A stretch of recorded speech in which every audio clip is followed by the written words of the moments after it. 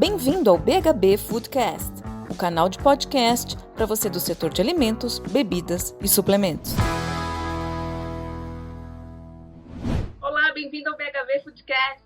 Você sabia que 99% dos consumidores afirmam que são influenciados por uma embalagem no momento da decisão de compra? Essa é uma pesquisa da Two Sides, que mostrou também que 32% desses consumidores dizem que isso acontece com frequência. Isso mostra pra gente o quão importante é esse tema dentro do mercado de alimentos, bebidas e suplementos. Bom, eu sou a Carol Godoy e para conversar comigo hoje, a Margot Takeda. Ela é designer, sócia fundadora da A10, uma empresa especializada em design de embalagens também para o setor de alimentos. Ela vai falar sobre isso e muito mais, o que tem além da estética nas embalagens. Quer saber mais sobre isso? Fica aqui comigo.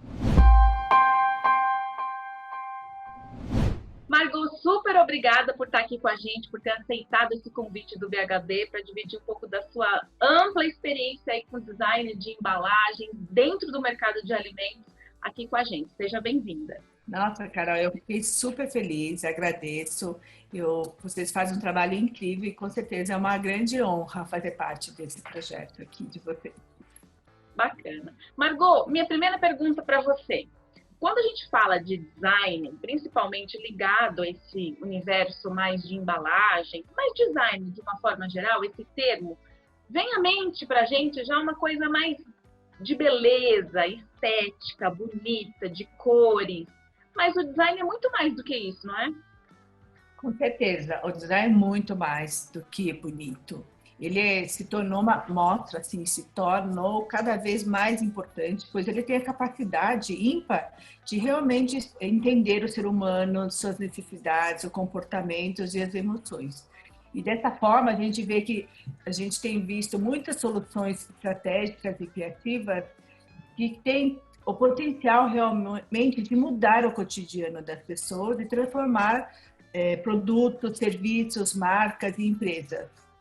O fato de conseguir enxergar, a sociedade em prismas diferentes, promover diversas alterações significativas, como, por exemplo, repensar questões da sociedade como um todo, ou própria maneira de viver, fez com que o design tenha um papel muito importante e fundamental na economia criativa, que isso você tem observado. O próprio Design Thinking foi uma das ferramentas, assim, uma metodologia e um reflexo disso. O próprio Design Thinking é um reflexo disso, já que faz com que as pessoas tragam um olhar de design para repensar soluções dos desafios que elas têm, É um modelo interativo e centrado no ser humano. Para contextualizar o Design Thinking, é uma metodologia, foi criada pelo David Kelley, que é professor da Stanford, que fundou a consultoria de inovação IDEO junto ao Tim Brown.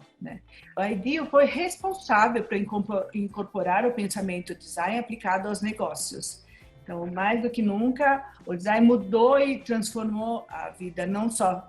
Muita gente pensa que existe só um design de marca, design de embalagem, mas ele se transformou numa metodologia, uma ferramenta, um pensamento de construir valor para as pessoas e para as marcas. Muito legal você falar de tudo isso, porque eu acho que é a essência mesmo, Quando você olha uma embalagem, ela é o resultado final de um trabalho de design, Sendo ele bem feito, construído, você vai pensar desde do tipo de material que você está usando ali, até a anatomia que você está pegando, se é uma garrafa, se é um pouch, se ele é fácil de abrir. E tudo isso foi pensado e prototipado pode ter sido feito, por meio de uma metodologia chamada Design Thinking, que você falou super bem aí, foi criada pela IDEO, que tem o olhar como um ser humano no centro. Então, qual é a necessidade, qual é o desejo, quais são as questões que a gente vai responder com aquele produto final, acabado, que tornam essa experiência do usuário melhor e mais possível, não só para os olhos, Margot, mas nesse sentido mais amplo mesmo. Eu acho que ele não é mais pensado como design só como forma. Ele realmente tem uma função, Tudo que a base do design ele tem que solucionar uma função, Então, Tem até, eu gosto muito do case da Apple, né? Porque ele mudou, por que ele construiu esse poder tão grande? Né? Porque eu acho que o design, sempre até lá, ele era muito repensado simplesmente como uma forma bonita. E quando foi feito um projeto assim de mudar o jeito de escutar música, o jeito de interagir com as pessoas, isso muda totalmente o jeito de enxergar o design, né?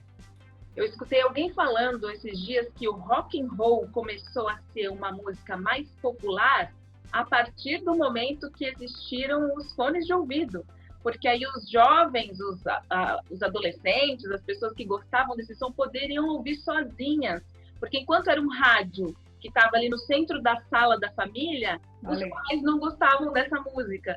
Então, como a forma que você traz, né, a solução como formato, você cria até novos mercados. É muito maluco a gente pensar isso, mas é por aí. É verdade, muito. E a gente vê que isso tem mudado muito o nosso olhar, assim, para as coisas, para a vida, como que a gente pode mudar realmente uma sociedade. Agora, Margot, todo mundo já está falando sobre design thinking, né? Eu acho que a IDEO é uma referência super forte, que as pessoas acabam um pouco desvirtuando muitas vezes essa metodologia e todo mundo sai fazendo design thinking sem entender muito bem como funciona, né? É um pouco o que a gente vive hoje no universo dos coaching, que coaching é um método super legal, é interessante, tem fundamento científico, funciona, mas caiu numa banalização, né? O design thinking, eu acho que a gente está indo por um caminho parecido com essa metodologia. Como que funciona para a 10 trabalhar com isso e como que as marcas que vocês atendem aí, em especial as marcas de alimentos, têm trabalhado com o design thinking? Como que você tem visto isso no mercado de uma forma geral? Eu acredito assim que as empresas estão trabalhando cada vez mais com esse pensamento sistêmico e o design thinking também faz parte de uma forma, um modelo, uma metodologia. Hoje eles estão usando várias outras ferramentas de metodologias ágeis, né, que aceleram o processo e ajudem a ter menos desgaste. É uma pena, assim, que eu acho que as pessoas acreditem nessas metodologias como o design thinking, mesmo coaching, porque ambas são metodologias muito ricas que possibilitam o aperfeiçoamento humano em diferentes esferas, né? Se a gente for pensar, né? Então, é importante destacar que o processo de design thinking pode ser decisório em alguns projetos, trazendo mais assertividade, agilidade, né? Principalmente êxito para que as marcas se aplicam. E principalmente diminuir custo, né? Que eu acho que é um ponto bem importante hoje em dia. É natural também que novas metodologias como Design Sprint, Canvas, Business Design, outras surjam. E vejo isso de uma forma super válida e pertinente, né? Ao meu ver, anseio por esses novos processos de criar, testar novas formas, fazem parte do design.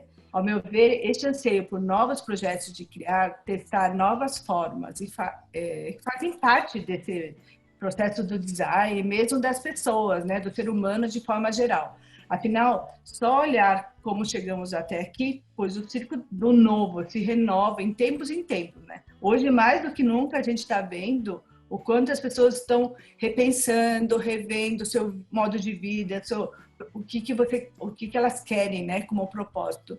E acho bem otimista assim essas novas metodologias acontecerem e espero que eles entendam que isso, o design thinking é um pensamento, um jeito de pensar a vida e trazer soluções que faz parte do nosso trabalho de design, né?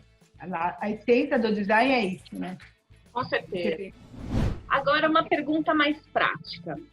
Se eu sou uma gerente de marketing de uma indústria de alimentos, ou se eu sou uma empreendedora, tenho uma startup, e estou pensando aqui em criar um novo produto, né? Dentro do meu pipeline de inovação, eu estou projetando que eu vou ter uma nova linha para crianças, uma outra focada para homens, uma linha de bebidas, outra de snacks. Em que momento eu deveria envolver a agência de design nesse processo? Eu te pergunto isso porque eu tenho a sensação, muitas vezes, até como agência, né, olhando o lado da Equilibrium também, que o envolvimento, né, o contato dessas empresas com a gente acaba acontecendo já no momento do processo muito adiantado, né? Acaba acontecendo de uma forma atrasada, as coisas ficam para ontem, e uma análise que você poderia ter feito previamente para antecipar alguns problemas, trazer ou ampliar a visão desse projeto, ela acaba não acontecendo por conta de timing. Você tem a mesma sensação, Margot? Sim, eu vejo isso acontecendo, e eu vejo assim que hoje, mesmo vocês, né, nutricionistas, são uma food designer, né, que eu sempre acredito nisso, porque eu acho que o designer como nós, e mesmo vocês como designer, né, que é food designer, ela faz parte de um processo de inovação. Dessa forma, o quanto antes uma agência for envolvida, melhor. Se possível, desde o início da concepção de uma ideia, né? Se você ajudar na concepção da ideia também, porque o olhar sistêmico estratégico com foco em soluções que transcende o visual, no caso de vocês também transcende qual matéria, qual material que vai utilizar, ele é somado também, ele cria uma força com o time de marketing e outras áreas fundamentais que impactam no negócio. E para isso a gente consegue chegar em soluções muito mais grandiosas se a gente faz parte desde o início. Esse ponto de time multidisciplinar que a gente sempre comenta e a gente ouve muito é fundamental para o processo de criação, né? A cocriação enriquece questões que jamais conseguiríamos se uma pessoa única estivesse pensando sozinha, né? Isso é algo que valorizamos na 10 e temos um time multidisciplinar com backgrounds diferentes, que eu acho que isso é importante. No caso de vocês, acho que deve ser a mesma coisa, né, Carol? Com certeza. E é bem complementar ao time da indústria, que está pensando lá também, que são engenheiros de alimentos, que são profissionais de marketing, mas que muitas vezes não tem todo esse know-how de design, que a agência como a 10 tem, não tem todo o know-how da nutrição, como a Equilibrium tem. Então, a gente participar desse processo desde o início, eu acho que é o ideal mesmo, como você está colocando, né, Margot? Que as empresas possam se despertar para isso logo no começo, porque aí acho que tem um caminho de assertividade maior, né? A chance daquele produto dar certo, ela vai ser maior. Agora, você teria cases para contar para a gente? Algum case que você tenha, você ou do mercado mesmo, que você lembre que tenha tocado algum case de sucesso ou algum de fracasso? Você fala, olha, esse aqui não deu certo porque não seguiu esse processo, ou esse aqui foi muito bacana porque a gente esteve acompanhando desde o início. Me conta algum case. A gente observa assim, no mercado que existem, mas eu acho assim, não é justo, né, falar que qualquer projeto não deu certo por conta do processo, né? Existem muitos viés por trás disso. Tem uma série de fatores que contribuem para o sucesso ou fracasso de um projeto. Uma coisa que é fundamental dizer, não existe uma receita de bolo que garante grandes resultados. Existem ações que reduzem e aumentam a chance do acerto, e o nosso papel como agência é dar suporte, né? Ajudamos as marcas a atravessar algumas questões de forma antecipada e organizada e potencializar as melhores soluções que realmente façam sentido. Nós não temos, graças a Deus, cases que não deram certo, mas a gente viu algumas marcas de marcas mesmo, trabalho de identidade, por exemplo, uma Gap, né? Esqueceu de entender o que o consumidor ou as pessoas queriam. E, de repente, mudaram totalmente a personalidade dela, como ela era vista, e as pessoas falaram, não queremos isso. Tem alguns outros produtos também que a gente viu, fora também, não só aqui no Brasil, mas que as pessoas veem uma embalagem, de repente elas estão acostumadas com o que ela transmite, com os decks que ela passa, por que ela é aquilo, né? Então, às vezes as pessoas falam assim, vou mudar o visual porque eu quero. Eu sempre falo, né, que um trabalho de design, ele não é uma marca, um design de marca ou design de embalagem, ele não é para fazer porque eu quero. Você tem que ver se as pessoas não estão mais conectando ou se você não está mais expressando os valores que você acredita dos produtos da marca, né? Então, eu sempre falo isso. Toda mudança tem que fazer sentido, não é fazer por fazer. Então, não adianta e às vezes a pessoa fala assim, eu não gostei dessa cor, né? E a gente sempre pergunta assim, Mas essa cor não faz sentido para o seu negócio, as pessoas não gostam disso, né? Então, todo o trabalho de design tem que ser muito repensado nesse olhar, assim. As marcas, elas precisam enxergar o quanto é importante esse trabalho, esse pensamento por trás dele, né? Você falando agora, né? Não gostei dessa cor, acho que isso aqui não ficou legal. A gente vê isso muito acontecendo no mercado de alimentos, principalmente com marcas menores, né? Onde o dono, o fundador, cria o produto e não pensa na persona, quem vai usar. Né? A gente quer saber se o produto ficou bom para a gente, se a gente gostou, mas você é o cliente final, você é o consumidor final daquele produto. A gente tem que ter esse desapego muitas vezes, né? Quem está na cadeira de executivo dessa marca tem que pensar no branding de uma maneira um pouco mais completa e olhando para o consumidor final e não para os seus desejos e vontades pessoais, né? Por incrível que pareça, a gente vê muito isso ainda hoje, Margot. Eu acho que quando a gente pensa com relação ao business design, né, que é esse pensamento do começo ao fim, de todo o processo, toda a cadeia, tanto do olhar de criação, do olhar de negócio, olhar de entender o comportamento das pessoas, de o que elas vão impactar em relação à sociedade, ao mundo, isso muda muito o jeito de enxergar, né?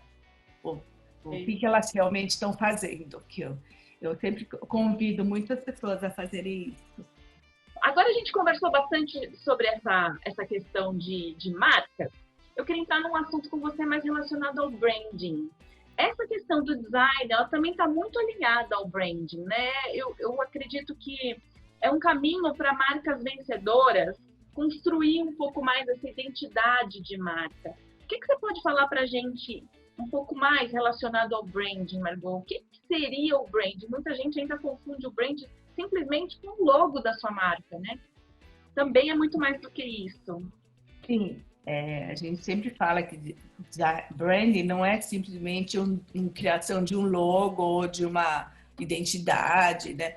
Ele simplesmente uma gestão, né, de marca. Então, dentro da gestão de marca existe essa parte da criação de identidade, de universo visual, qual que é a sua linguagem, como que você vai conversar com o stakeholder, então entender o stakeholder, né? Qual a experiência que você vai criar que faz mais sentido para a sua marca. Então, tudo que envolve a marca, você tem que pensar como você vai fazer a gestão dela. Então, por exemplo, se você tem uma marca e você quer fazer uma comunicação digital, você tem que entender o que a marca é, qual que é o propósito que ela está buscando, qual que é o posicionamento que ela tem, por que ela existe, para que ela quer, para quem que ela quer falar e como ela quer falar, né? Então, dentro de toda a inteligência que você encontra a plataforma de marca, você faz todo esse trabalho para depois você começar a ter um direcionamento, né? Hoje você tem que criar personas para quem que você vai falar, qual é o tom verbal, qual é o tom visual que você vai fazer, porque tudo isso reflete para a sua marca, né? Então, a gente sabe o quanto o desafio hoje da atualidade é fazer isso de uma forma consistente, né? Então, tem marcas que às vezes pensam, fiz a marca, já tá bom, fez um trabalho de brand. Só que isso é só um começo. É um processo que não tem fim, né? E a gente tem visto muito as mudanças desse pensamento, né, de branding, que hoje a gente tem que pensar como que as pessoas estão interagindo com a sua marca. Elas não gostam mais de marcas que elas ficam estáticas. Você pode ver que uma tendência que a gente tem visto é a capacidade de adaptar, porque hoje a gente tem vários outros meios de comunicação, mídias, né, digitais, que às vezes você não consegue colocar a marca de um jeito só. Então, a gente tem observado muitas marcas que elas estão reduzindo assim a forma de expressão da marca, de repente criando só um símbolo, porque isso é muito mais rápido e mais ágil das pessoas conectarem. Mesmo cores, né? Quando a gente pensa num trabalho bem feito de brand, quando você vê uma cor, você já sabe quem é a marca, né? Então, acho que é isso. Cores. Você falando de cores, quando a gente começa a pesquisar um pouco mais de construção de marca, a gente sempre vai para essa questão das cores. E as cores refletem significados, né? Existe algum estudo confiável sobre isso, Margot? Porque se você dá um Google, vem tanta coisa, tanta fonte, que eu fico na dúvida mesmo se isso também não mudou, porque quando você fala de inovação, tem a questão do laranja, saúde, se você quer transmitir saúde, é um pouco mais de verde, de azul, isso ainda faz sentido? Tem algum lugar mais confiável para a gente consultar essa coisa das cores? Sim, a gente tem, verdade, né? A gente tem que ficar atento, porque o que é a cor e qual é o significado das cores, tem na internet você vê várias explicações. Porém, a gente tem que entender que ela tem uma relação profunda com as emoções das pessoas e como que a gente desperta através das cores, né? Pelo nosso trabalho de design, a gente sabe o quanto as cores são importantes. A cor é essencial na criação de uma identidade, de marca, de embalagem e outros pontos de contatos de marca que sejam, por exemplo, se você tem uma marca que trabalha com as personalidades de marca laranja ou azul, você tem que seguir isso daí. Então, assim, é importante as pessoas marcam cores. Isso é um ponto bem importante, assim, pois elas carregam simbologia e usam cores de maneira bem direcionada. Isso significa poupar tempo e esforço para comunicar sua marca e qualquer outro produto. Outro ponto importante é dizer que as cores é mais do que um fenômeno óptico ou mesmo um instrumento técnico, tá? Não existe cor destituída de significado. A impressão causada da cor é determinada por seu contexto, ou seja, o entrelaçamento de múltiplos significados em que a percebemos. Assim, diversos estudos, né? Gosto muito da obra da socióloga alemã Eve Heller. Ela é autora do livro A Psicologia das Cores, que acho que você deve ter lido já no seu trabalho, porque acho que o trabalho de comida também tem muito a ver com o que as cores se expressam, né? Nessa obra, a gente viu que ela investigou 2.000 pessoas de mais diversas profissões sobre as cores prediletas, as cores que elas menos gostavam, ou sobre o efeito de cada cor, que pode ter sobre a cor típica de cada sentimento também. Então, sua obra é incrível, assim, eu sempre falo para todos os designers ou para os clientes também estudarem um pouco isso, a importância, né? Pois aborda tanto também quanto as cores têm esse aspecto cultural. A gente vê, assim, tem trabalhos de food design que fala muito sobre isso, né? E vocês, como comida, tanto é que para você fazer um alimento para as pessoas, mesmo uma embalagem, mesmo um alimento, tem que pensar tem sentimento que vai passar, de uma coisa gostosa ou não, né? Então, isso é bem importante, se ela é saudável ou não também. Uma outra referência importante é que o estudo de cores não é algo novo. Um exemplo disso são testes de 1941, que um psicólogo suíço chamado Max Lucker utilizava as cores como ferramenta para conhecer a personalidade de alguém. Sobre a aplicabilidade, acredito hoje, mais do que os estudos de cores são essenciais, ainda mais por conta do boom digital, né, que é a necessidade que as marcas se destacarem dentro dela. Tem marcas que, às vezes, trabalham tantas cores que as pessoas não sabem mais qual é o significado. Claro que não é só... né? Muito forte, né? Isso é verdade. E, às vezes, a pessoa, ela fala, nossa, eu gosto da vibração dessa marca, né? Às vezes, ela não entende por que eles gostam dessa vibração, por que ela deixa ela tão apaixonada, porque tem tudo um estudo, né, de semiótica por trás disso, de cores. Então, tem todo um trabalho de psicologia que é bem rico. Então, tratando esse paralelo, hoje temos um fenômeno bem interessante na moda, que acho que você deve ter ouvido, chamado colorimetria. Você já ouviu falar das pessoas? Sim, super. As pessoas fazem até terapia, né, relacionada às cores. Isso, porque elas favorecem, né, qual roupa que faz a pessoa ficar mais feliz, qual que é o tom de cabelo. Isso também reflete no design. Então, ao longo desses 25 anos, a gente viu muitas marcas construindo essa percepção através das cores, né? E construindo e ganhando muitos mercados por causa da cor também. A gente tem um case bem legal, tem vários cases, mas um deles eu gosto muito porque a gente tinha uma marca de suco, a Guari, que ela tinha a cor vermelha e ela tinha um tempo parado de fazer o trabalho e por sorte ela redesenhou as embalagens e nesse momento que ela estava fazendo o redesenho da marca, o concorrente principal dele, que era líder de mercado, ele deixou de usar a cor que era vermelha. E o que a gente fez? A gente falou, puxa, então vamos apropriar que é a sua cor mesmo e vamos fazer com que eles tenham um protagonismo maior, ponto de contato, né? Que é o mercado, o varejo. Isso fez com que a marca se destacasse tão grande, tanto, ela se fez com que se destacasse tanto, que realmente foi um case assim, que a gente gosta muito de falar. E tem outros vários, mas um dia, se vocês tiverem interesse, a gente pode falar de vários. Eu adoro o tema de cores. Tanto é que quando eu fui para o design, para o Japão, né? Quando eu fui para o Japão, um dos pontos que mais me encantavam era a inteligência de cores que cada cidade ou cada pessoa gosta, por que gosta, né? Se você pensar, as cidades têm cores, né? Adorei! Olha, já deu 2 dicas aqui sensacionais. Eu vou anotar. Psicologia das Cores, o livro mais, vamos dizer assim, referência para entender sobre o funcionamento das cores das emoções.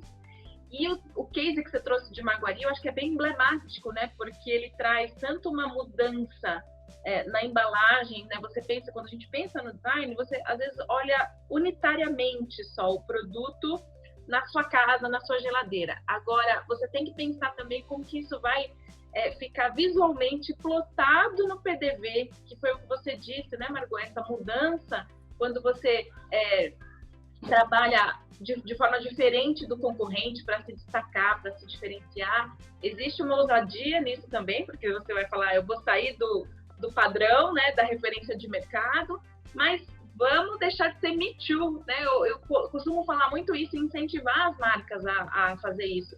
Tem que buscar a tua identidade, teu diferencial, tem que acreditar que vai dar certo, senão a gente fica muito cópia de todo mundo. Eu acho que essa virada, ela é super importante, né? Ela traz uma imagem de marca, muitas vezes, que você não mexeu em produto, não precisa necessariamente mexer em fórmula, em distribuição, você mexeu só no visual e isso já faz seu produto crescer e se diferenciar muito.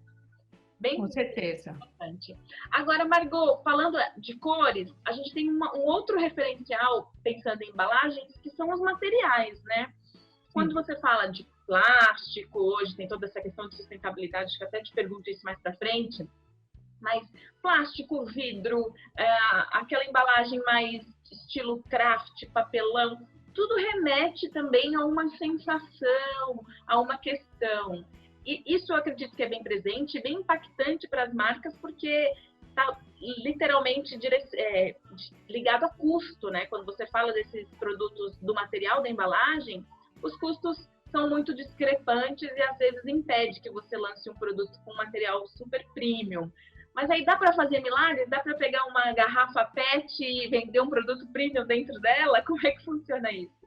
Não, com certeza. Assim, cada material, ela conta uma história, né? Ela é associada a outros elementos, ele compõe o produto e a construção de marca.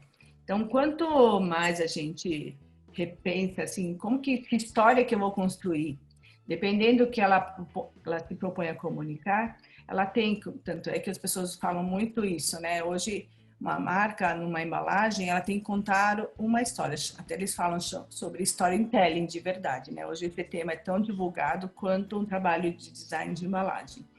Então, elas são cobradas, assim, por consistência. Então, sobre desenvolver uma identidade premium numa embalagem PET, ela é super pertinente, porque vai depender muito de como que a gente vai fazer o acabamento, qual é a solução que ela tem que significar, dependendo do trabalho que a gente faz de uma marca, se ela é premium, a gente tem vários códigos diferentes para a gente conectar com as pessoas que têm a ver com esse produto, né?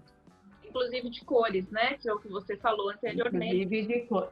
Inclusive de cores, de processos, né? Hoje tem muitos pets que muitas pessoas estão muito preocupados com esse ponto, né? Sobre o pet, que não são tão sustentáveis, mas hoje tem vários pets sustentáveis, né? Que são com tecnologia muito avançada, que traz um pensamento de pensar numa economia mais circular, num olhar macro, assim, que faça menos mal para o meio ambiente, né? Que eu acho que esse é um ponto de design ou mesmo de quem é designer, de fazer parte desse processo de economia circular. Então, por exemplo, no caso, essa semana a gente está tendo o Fórum de Sustentabilidade da ABRE, que elas estão falando muito sobre esses temas, né? Qual a responsabilidade de cada indústria, de cada marca, de como o design pode fazer diferença na economia circular e como que ela pode desenhar um processo desde quando ela cria uma embalagem e trazendo vários colaboradores, porque esse trabalho de economia circular não depende só de um designer ou de uma indústria ou de uma marca, né? Ela precisa de muita gente para fazer dar certo, desde um catador de materiais reciclados, né? Toda essa economia circular é muito importante para essa nossa cadeia hoje.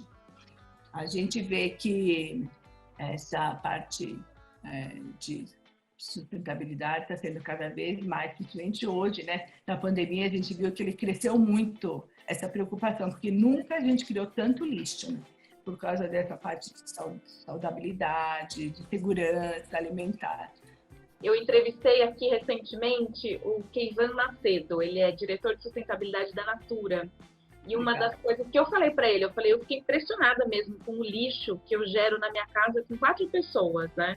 Eu coloquei como uma meta mesmo, a gente conseguir consumir menos embalagens, né? Para comprar produtos que tenham embalagens familiares, alguma coisa nesse sentido, para você poder reduzir esse impacto. Você tão envolta aí nesse mundo das embalagens, jurada de vários prêmios, eu vejo sempre você também avaliando alguns prêmios. Você citou o case da Abre aí, né? De trabalhar esse fórum, de mostrar a importância do design até nessa questão de economia circular. Quando você olha como jurada, né, num prêmio, ou até mesmo dentro de um processo de inovação de produtos, isso já tem um peso muito grande para as empresas? Você acredita que dentro da definição de uma embalagem premiada, isso já é levado em consideração, essa questão da sustentabilidade? Sim, esse é um dos requisitos mais importantes. As pessoas associam muito a sustentabilidade apenas ao viés ambiental, né? Mas eu acho que não é mais do que isso, né? As pessoas não deixam de considerar as esferas sociais e econômicas também. Porque se a gente pensar com relação a isso, eu sempre falo que a sustentabilidade começa não só na embalagem, né?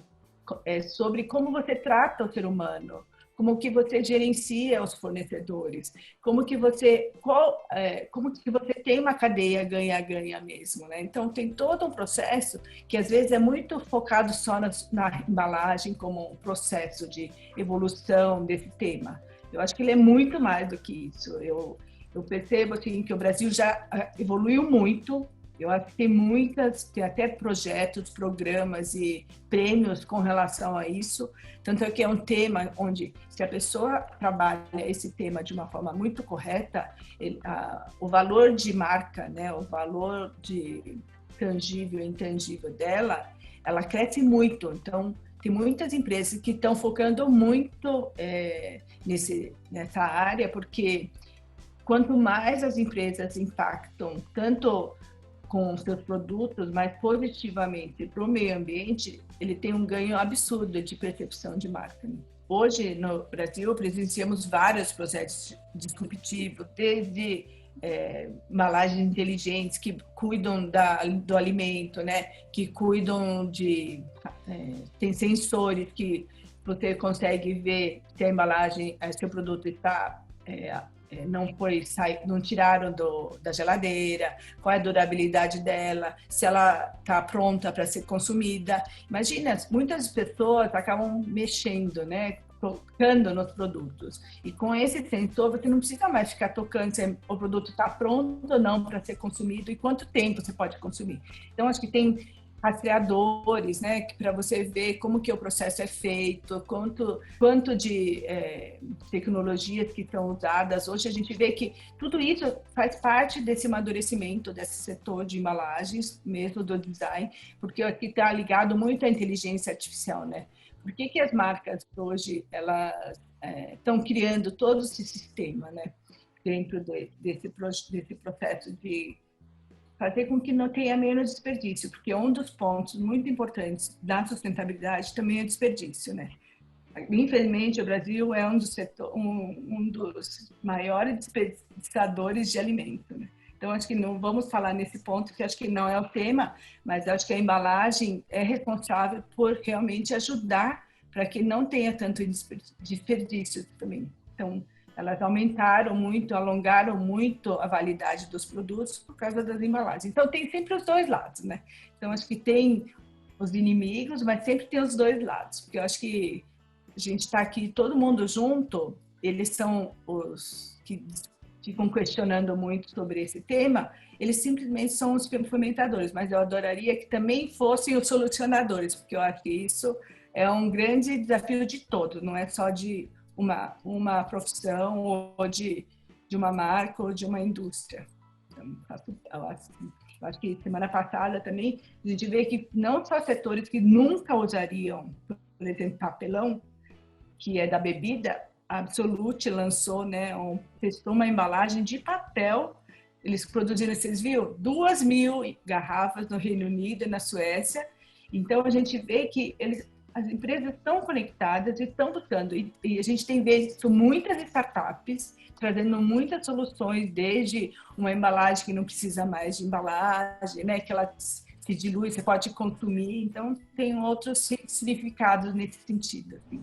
Margot, agradeço imensamente a sua participação, sua contribuição aqui com a visão do design que vai muito além dessa parte estética e visual, como você trouxe bem. A gente acabou o nosso assunto aqui falando de futuro das embalagens, embalagens inteligentes, essa questão de sustentabilidade. Tudo isso está muito alinhado mesmo aos valores que a gente quer imprimir para o mundo no futuro, né? A indústria de alimentos, eu costumo falar sempre aqui nesse podcast, se ela é parte do problema, muitas vezes a gente precisa ser parte da solução também. E quando eu vejo movimentos, como você citou aí, da Absolut, me alegra o coração, porque você vê essa disrupção acontecendo. Por que eu, mesmo sendo uma bebida premium, preciso estar sempre em embalagens de vidro ou embalagens que tem um padrão de mercado? Vamos construir esses padrões, vamos pensar mesmo no meio ambiente, nas pessoas, no planeta, porque senão daqui a pouco a gente não vai ter nem o que transformar em embalagem, né? Se os recursos naturais forem esgotados, a gente não vai ter nem estar mais tendo essa conversa aqui. Então, é sempre equilibrar, alinhar o que é viável, possível, economicamente, que atenda às necessidades das pessoas, mas sem ultrapassar os limites do planeta, né? É onde a gente mora, que é a nossa casa, de todos nós. Ah, com certeza. Isso, assim, a gente vê não só quando a gente faz um trabalho de embalagem, ele está tudo inserido dentro desse projeto de branding, né, que faz parte do processo de gestão. Então, a gente tem que entender que tudo faz parte de um pensamento sistêmico e a gente está nesse movimento de criar e construir marcas que fazem muito sentido para a vida das pessoas. Então, design, o branding, acho que você comentou um pouco sobre o trabalho de design. Nosso trabalho de design, de branding, ele está cada vez mais importante, porque as marcas elas não estão conseguindo fazer a diferença, porque hoje a concorrência é muito grande, né? Então, eu sinto que algumas perguntas que eu acho que muitas marcas estão fazendo, qual é o meu propósito, né? Por que eu existo, né? Para quem que eu estou construindo essa marca? O que eu vou fazer com que ela tenha alguma diferença? Será que o meu produto realmente é importante? Está fazendo bem para as pessoas? Então, esses questionamentos que a gente tem observado, né, não só no trabalho de branding, né, para construir uma marca forte, a gente tem visto que não é só isso. A gente tem ouvido, assim, nessa quarentena, o que mais a gente ouviu é sobre cursos, debates, temas, webinars sobre esses temas, né? De reconstrução, de redesign, de ressignificar, que eu acho que é o nosso papel. Então, acho que o papel do design está cada vez mais, assim, fazendo parte da vida da gente. Ele está em todos os pontos, né? Se você pensar, ele afeta não só a nossa vida, não afeta o jeito que a gente convive com as pessoas, como a gente come, o que a gente come, o que a gente consome. Então, tudo isso faz a gente perceber que ele tem pensamento e o jeito de enxergar o design, ele tem um valor tão grande porque ele tem o poder realmente de fazer a transformação na vida das pessoas e, ao mesmo tempo, muita responsabilidade, né? A gente não... Às vezes, a pessoa acha que, não, vamos fazer um loginho. Não, gente. Uma marca, ela tem um poder de transformar muitas vidas, né? Eu convido todos vocês a visitarem o site da Dentro. Lá tem cases incríveis de produtos que vocês vão poder conferir um pouco da qualidade da entrega da Margot e da sua equipe, que a gente admira bastante aqui. Eles são parceiros nossos no BHB também, estão ajudando a gente na parte do design do evento. Vocês vão ver brevemente aí dentro do evento muitas peças da ADES, o que deixa a gente muito contente pela qualidade do que a gente está vendo, né, dentro do nosso evento. Margot, um beijo, obrigada. E você que assistiu a gente aqui, agradeço a sua participação. Se você ainda não se inscreveu no evento, corre lá, que ainda dá tempo. Se você está vendo esse podcast, o nosso evento é de 19 a 22 de outubro, com o apoio da ADES. Um beijo, até a próxima, Margot. Tchau, muito obrigada. Obrigada a vocês que estão assistindo. Eu convido, se vocês quiserem conhecer um pouco mais sobre o trabalho de branding, como construir uma marca forte, como fazer um trabalho de cores bem consistentes conosco, a gente está super à disposição. Obrigada, Carol, nossa parceira, junto com a Equilíbrio, com a Cíntia, que eu adoro vocês. E muita honra, assim, de fazer parte de um projeto bacana como este. Obrigada, um beijo. Tchau, tchau. Um beijo.